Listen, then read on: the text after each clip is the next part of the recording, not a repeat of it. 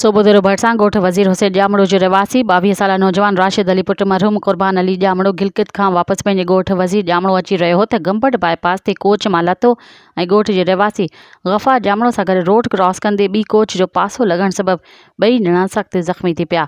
ज़ख़्मियुनि खे उतां जे लोकल रहवासियुनि गंबट गम्स अस्पताल पहुचायो, जिते ज़ख़्मनि जा सूर न सहंदे नौजवान राशिद अली दमधणी हवाले कयो ऐं फ़ौत थी वियो।